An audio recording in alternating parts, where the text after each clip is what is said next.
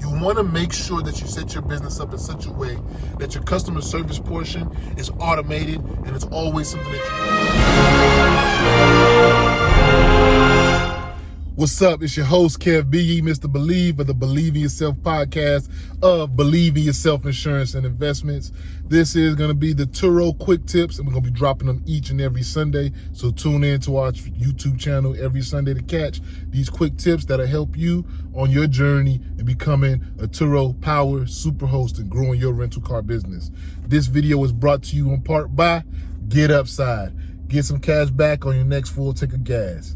Peace. Welcome back, YouTube. It's your boy Kev, man, and I'm here to tell you guys what are the 3 things you need to know this year before you start your Turo business.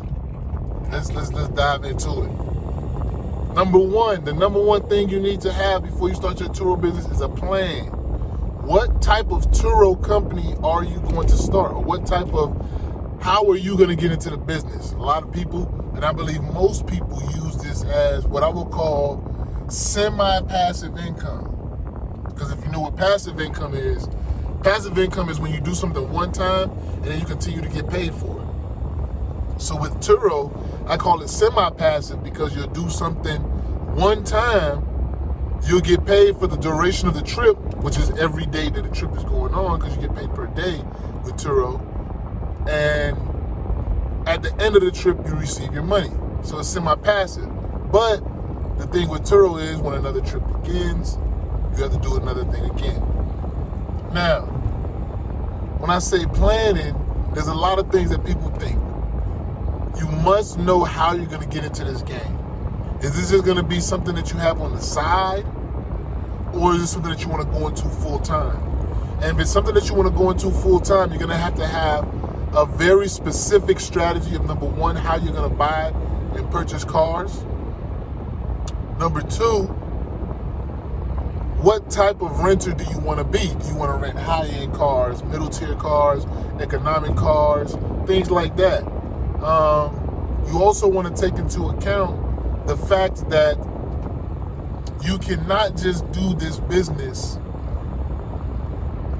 if you want to go into it full-time and not have a plan for, number 1, how you're going to get your car serviced on a regular basis and things like that.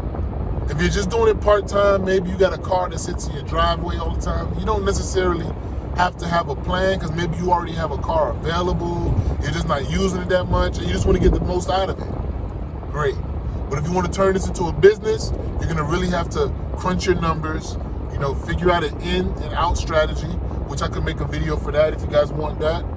Drop some comments in the section below and we'll go dive more deep into how to pick a car and what cars you should pick according to your market. But that would be the first step. Do some research, have a plan in place, know what you want to do with your market. Is this just something that you're going to do part-time, or is this something that you want to invest in full-time? And I would say always start part-time first to see if it's something that you're really truly going to like. That's the worst thing you can do, is to try to just jump into this full force and then you find out this is not really for you. So that's one thing right there. Number 2, set up your business in such a way that it can be passive. And I set up my business in such a way where I don't have to do a lot of work in between rentals. So number 1 thing, you should always have your car clean and vacuumed out, no matter what. I live in South Florida. Sometimes it rains. A lot of the times it rains. And you're not always able to wash the outside of the car. But the one thing that you should always have, especially with the climate that we're in right now, with the jab and all this other stuff going along with it, you want to make sure that your car's interior is always clean and sanitized. Number 2 thing that you can do is always make sure that you have a full tank of gas. Now, just like any other rental car company, Turo's rules around gas are the same. The customer is only responsible for the gas that they use. So if you give them an empty tank of gas, they can bring the car back empty. But if you want to be somebody who's going to differentiate yourself as far as a service that you're going to provide, and you really want to take this thing seriously, those two things that you do right there can set you apart. Because number one, your car is already clean. Most people, and I'm saying most, not all, but most people, when they rent a car from Turo, they will try to bring back the car in the same condition as though they had gotten it. Now, there are those rare exceptions where people might not be able to bring back the car at the specific time, or the same condition. It may be a little bit less, not as clean. But for the most part, if you send it out clean, it'll come back clean. So the amount of work that you have to do to get it ready is going to be minimal. Maybe 5-10 minutes tops, vacuuming it out, wiping down the insides, and you're good to go. Why is the gas is important is because whenever somebody rents your car, you don't know what situation they're going to be in. They may be in a hurry. They may be, they might not have nothing to do. But it's always good for when somebody jumps into your car and they turn that engine on and they see that the gas tank is full. That alleviates a lot of the pressure and the stress from the renter. They get into your car, it smells good. I always have air fresheners in the car. This is the customer service part of it. You want to make sure that you set your business up in such a way that your customer service portion is automated and it's always something that you do. I always put a new air freshener in the car. I always make sure that the inside is vacuumed and clean. And I always make sure they have a full tank of gas. With the full tank of gas, when the renter returns it, most times they bring it back at the same level.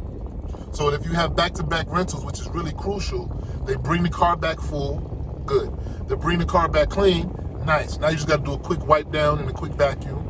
And then you always have some extra air fresheners on deck, or the air freshener in there still has life in it. Boom, you're ready for the next rental just like that. Within I'd say it will take you between 5 and 15 minutes most times tops to get your vehicle ready for a rental. It should. No longer than that. 5 to 15 minutes tops to get your vehicle ready for the next rental. So that's another key that you should have in your arsenal when you want to start your Turo business. So the first key that I said you should do, number one, is have a plan.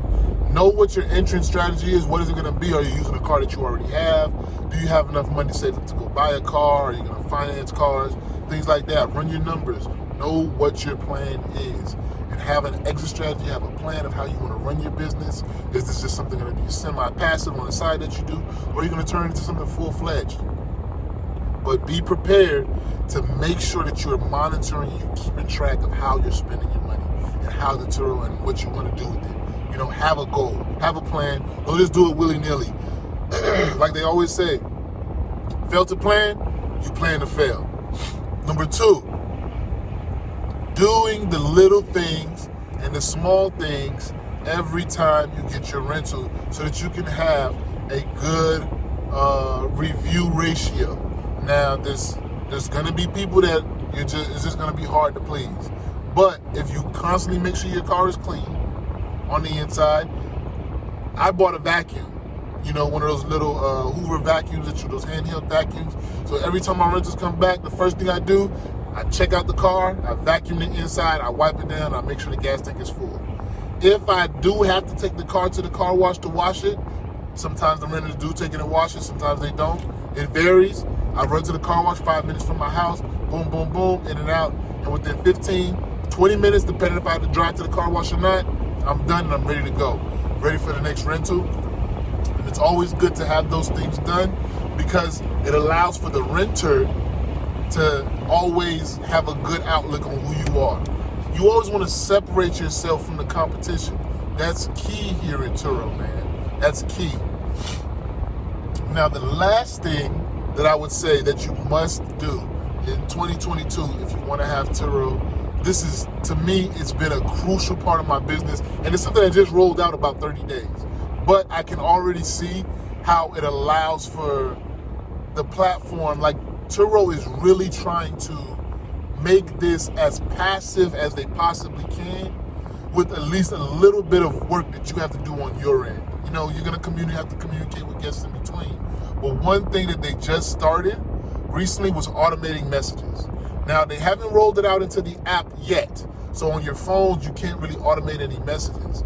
But the thing that I do is I automate my welcome and my exit messages. I have all the instructions there for how they're gonna check into the car, because I do a lot of remote check-ins. I'm not always there, and I'm checking my cars without me being there. If you want me to do a video on remote check-ins, I will. Just leave a comment just leave a comment in the comment section below, and I'll go through and I see what videos you want to come up next. I'm just throwing some ideas out there that I already have, but if you guys want it sooner than how I have it scheduled, just let me know. So you want to make sure that you're setting your message settings to come in however you feel. So as soon as somebody books my vehicle, because I have automatic booking, as soon as they book my vehicle, so these two things, having automatic booking separates you, and having automatic messages, that automates a lot of parts of things that happen with your Turo business. Number one, with the automatic messaging, I always sometimes got overwhelmed if I was having a lot of back-to-back bookings and exits and things like that. Sometimes I wouldn't send either the welcome message in time or the exit message to give them instructions on how to, make sure the car is vacuumed or cleaned moderately before you bring it back. Make sure you fill up the gas tank, different areas of how to park the car, where to leave it, how to leave the keys, and all that. All those instructions. Sometimes the renter would beat me to the punch and return the car before I even send them the exit message. Because life happens. You're not always going to be boom, boom, boom, right on top of it. For the most part, my response rate is at, my response time, I think, is at under a minute. But there are those instances after you've done almost over 200 trips where you're not going to always be readily available, as well as automating your bookings. Now, this also is going to go back to number one, having a plan of how you want your business to be ran. See, I wanted my business to be as passive as possible, so certain things that I can eliminate me having to do allows for me to put more time in my pocket to where I can spend more time just living my life. Because really, this is just something that's passive on the side for me, and I'm growing it every year as it goes. This year, we're projected to do about $25,000. If I purchase a vehicle, we could easily push $30K, which I think is pretty decent. So I know a little something about what I'm talking about. Why did I automate the messages? At least for the situation where I am. See, I'm located 3 miles away from the airport. So it's not that difficult for me to really make time to drop a car off at the airport or not. So I was able to say, okay, once you book my car, it's automatic. I don't have to accept it. I don't have to reject it. Boom, it's automatic bookings. What is that? It separates you in the algorithm from people who don't have automatic bookings. Maybe people don't have the time, maybe they're booking at the last minute, and they really don't have time to wait for you to accept their trip. Well, you don't have to wait for me. You're gonna get your trip accepted, and you're gonna get your welcome message within the first minute of you booking the vehicle. Just little things like that can separate you. Having the proper extras, the bookings, just different things like that will set you apart and have your Turo business ready to go. With that being said, that's how you're going to grow your Turo business right now in 2022.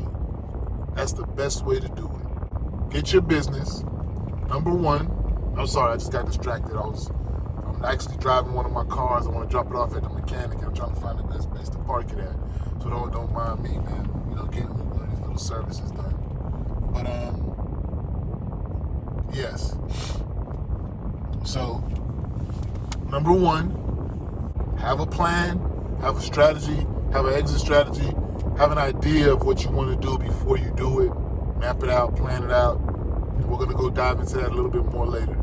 Number two, just do the little things really, really well and do them on a consistent basis. Like filling up your gas tank, always making sure that your car's clean before every trip, and getting some air fresheners. Customer service is key. Those things right there will always set you apart and make it easier for you to, be above the rest.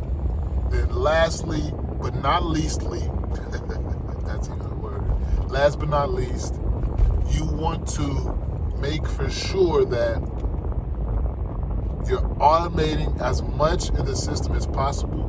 Like I just told you, Turo just automated messages, which I feel like is a game changer, because some people don't really need that much communication. Some people don't need they've rented from Turo before. So you send them a message in the beginning, you send them a message of how to check out, and they're good to go. You don't even have to talk to them in between the trip, and they'll give you a 5-star rating. Other people, you may have to communicate and things like that. So I'm not saying that you won't have to pay attention to your app or watch your app or see things that you need to do.